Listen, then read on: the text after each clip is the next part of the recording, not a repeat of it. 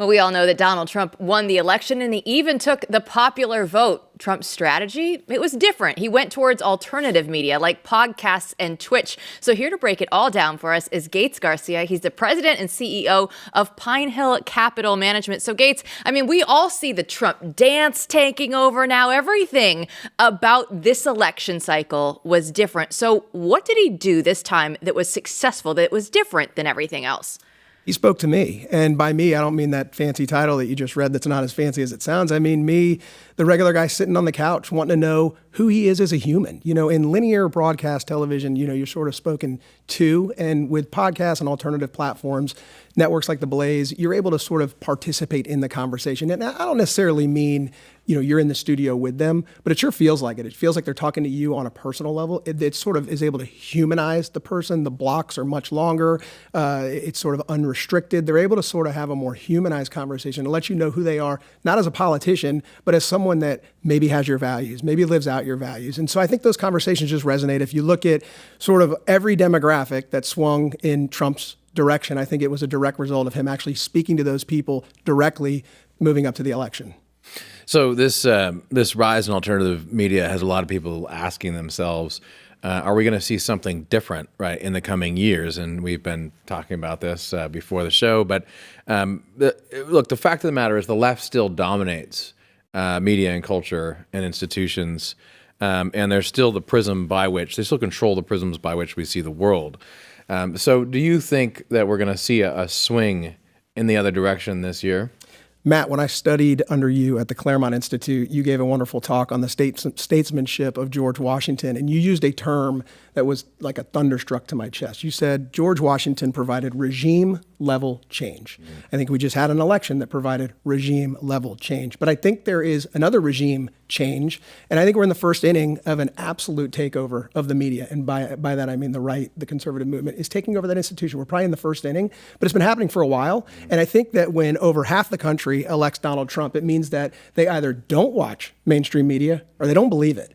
So I think you're going to see the continuation of the rise of alternative platforms like your program here, podcasts, all the things we were just talking about. I think you're going to see them only get stronger. We can sort, you know, when Elon Musk bought Twitter, now X, he said, you know, in the famous "I am the captain" now, he said, "You are the media now."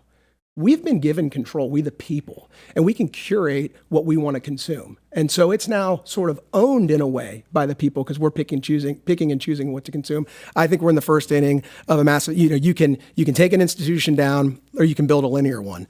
The great part is we're building the linear one. They took themselves down. The mainstream media died on election night and it was self-destruction. You say we are the media. That was such a powerful message that Elon put out after the election. A lot of people hung on to that. And you say, we're in the first inning. Okay, so how do we make sure that we get all the way through this game? Because it's going to be a long, long time. And they know, at least for the last several decades, they've had those power structures. They've had everything put in place. So how do we make sure that this first inning has a lasting impact? Yeah, so the interesting thing about the media is the mouthpiece. So the media controls the narrative. You know, they own a lot of institutions in society, but not every institution is a mouthpiece. They can sort of shape minds and hearts in other ways, but we now have the microphone. We can communicate to the people. And so how do we do that? Well, we don't dance in the end zone because we've been known to do that in the past. And we dance in the end zone and the aircraft carrier gets turned around right before our eyes and we wake up and we're, you know, 4 years put in reverse. The NFL is the no fun league. You can't have any fun. Right. They put those rules in place. That's exactly right. Jill, here's what I think we need to do. I talked about those demographic changes. If you look at all the demographic movements towards a Trump campaign, Trump nomination, we've got to introduce ourselves to these people. Trump sort of did it in a way. He got their vote, but now they're with us. They're with us. We're with them. And we've got to communicate a message that we're all on the same team here. This is our message, and we're going to use alternative platforms to do it. Yeah, let's talk a little bit more about how to do that. I mean, the point that you made about the podcast or the alternative media, which I think is true, is that it's not just talking about political issues, but it's talking about how people live their lives. Very powerful. For instance, when Trump's famously, right, granddaughter comes out and you see that he's a grandfather, this humanizes him. And I know that's something you're interested in doing. Talk a little bit more about the kind of content that you see as having the most impact in the coming years. Yeah, so news is important. We have to know the news of the day, but the news is the world we live in. Culture is how we live in that world. And we have to have a focus on culture. And culture is how you live your life, who you support, what brands you wear. And I think if you look at society over the last, let's just say, year, there's clearly a massive demand for people on our side saying, who can I support? Whose song can I stream? Whose jersey can I wear? Where I know that if I put money in their pocket, it's going towards values that I align with. So I'll give you a couple examples. Harrison Butker, kicker for the Kansas City Chiefs. He, who's actually featured in an ad in your new magazine coming out, Frontier, which is lovely. He comes out and gives a commencement address at a Catholic university. It's not a conservative speech, but it shares some conservative values. He's celebrated. His jersey sales go to #1 in the NFL. I don't think a kicker's ever been in the top 100. Same thing with Jason Aldean and his song, Try That in a Small Town. It gets deemed the conservative anthem. It's the #1 song of his career. Nick Bosa wears a MAGA hat on Sunday Night Football and gets celebrated. His jersey sales go to #1. But here's my question, and here's what concerns me. What shows were they put on the next day? The only interview Nick Bosa did was by a liberal reporter at his locker room, basically in his underwear, in front of his locker. He needs to be on a show talking about why it's cool to be a conservative, how he's a conservative, why you should be a conservative, and why if you support me, you're supporting a conservative. We need to celebrate and humanize the people that are aligned with us. Because there are so many more of us than even people realize. Even though Trump won the popular vote, there's still more people that didn't vote in the election that still believe the same thing. You said conservatives are cool, right?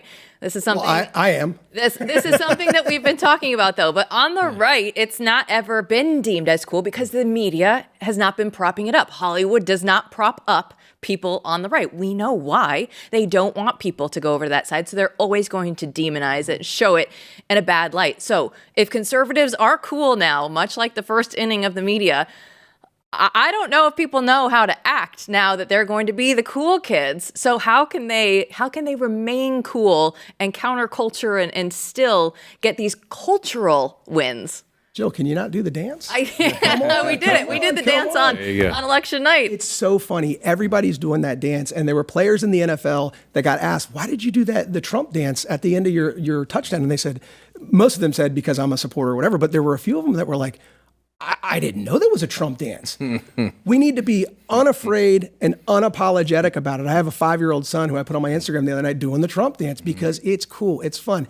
They said they were the party of joy. They were the party of doom. There's no more joyful place to be than the conservative, and however we want to define that term, but the MAGA movement, the Trumps, the Republican parties.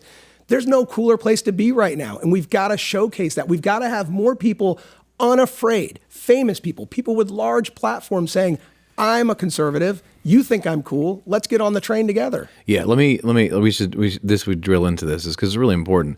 I think I've been dying to say this on the show for a while. I just haven't. You've held back? I haven't got there yet. I have held back. When you say the word cool, right? I mean, the classic definition of that is not caring what other people think of you, right? So if you're very concerned about being cool, like should be something kids learn in junior high, you're not going to be cool, right? I mean, so the definition is you don't care what other people think of you. So if conservatives don't know how to act, it's because they're not winners. I mean, but the reason that they get the title is because there's some edginess to it, because you are taking a stand and you have to not care about what mainstream institutions think about you. That is why you have the edge. You don't care that other people don't like you and you're willing to say something, right, do something publicly. And that gives a certain kind of credibility to who you are. So, I mean, I think in that light, it seemed like what you're saying is, we need to celebrate those people, right, increasingly. And it should be easier now. Because of the election, it's much easier, right? Everyone can glob on and say what they really think now, right? But we need to celebrate that because these people have taken the stand. I mean, this is crazy what he just said, right? Nick Bosa, it's like, yeah, where was he interviewed? Now, maybe he rejected interview requests from the right because he doesn't want to deal with whatever the NFLs were going to throw at him. Because he knew he was going to get the fine anyway that he eventually paid, but yeah, it's fine. But you're saying the goal should be to celebrate these people who've taken a stand and kind of normalize that. Is that correct? Absolutely, and let's use another C word, courage. It takes a little bit of courage, but I think Trump and the whole MAGA movement, J.D. Vance, I think they've given us that courage. Look, everything in life takes work, but, if it takes a little work to be cool, I'm happy to do that work. But we need good examples of what cool looks like, and then we need to promote that to people because they're out there. I mean, look at the election results. We won the popular vote. We had every swing state, the blue wave, all that sort of stuff. I mean, we're here. We're here, but we're sort of like still, we're not behind the wall anymore. We're kind of peeking around it, but we need to jump out in front of it and say, what is it, Moulin Lobby, or what? Come and take them. Like we're here, and we're not going back. We're not giving this back. It makes a lot of sense. I mean, I think there's a real lack of understanding of this sort of stuff, and there's a lack of this kind of content that just goes into how they live their life. I guess the other aspect of this would be not just to celebrate the courage, but also to show an attractive way of life. I mean, and that's something we're really concerned with here. When we talk about Align and lifestyle, and when we talk about Frontier, some of it is just, beyond cool is this is an attractive, desirable way of life. And media is always the thing that shows you that, right? Mm-hmm. So you say, I want to be like that. Yeah.